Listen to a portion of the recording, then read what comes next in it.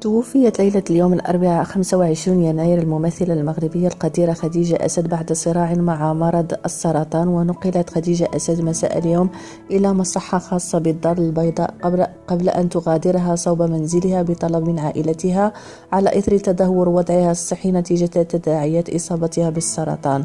وقال الفنان رشيد الوالي الذي أكد خبر وفاة خديجة أسد في منشور على حسابه على انستغرام: بلغني الآن خبر محزن جدا، وفاة الفنانة والمحبوبة خديجة أسد بالمستشفى بعد معاناة مع السرطان. وأضاف الوالي: لا أعرف ما أقول وكيف أنعي خبر وفاتها، لأن خديجة أسد أكبر من أن أجد كلمة واحدة فيها حقها. سنين من العطاء رفقة زوجها رحمها الله، أضحكتنا بأعمالها بروعة أسلوبها في التشخيص في فن التعامل. كان آخر عمل اشتغلت معها فيه وهو قيصرية أفلا، والذي بالرغم من المرض الشديد لبت النداء وقامت بدور شرفي رائع.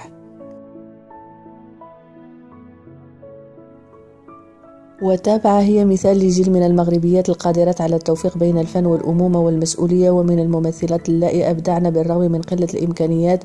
أسعدت كل المغاربة في كل العالم، فجولاتها رفقة الفرقة المسرحية كانت لشهور تجول وتصول وتحصد الحب والاحترام في كل مكان. رحمها الله ورحم سعد الله وكل أموات المسلمين، وإنا لله وإنا إليه راجعون. ويشار إلى أن الفنانة خديجة أسد وزوجها الفنان الراحل عزيز سعد الله عاش قصة حب جميلة دامت لأزيد من 30 سنة، وشكل ثنائيا فنيا مميزا ظل راسخا في أذهان وقلوب جل المغاربة.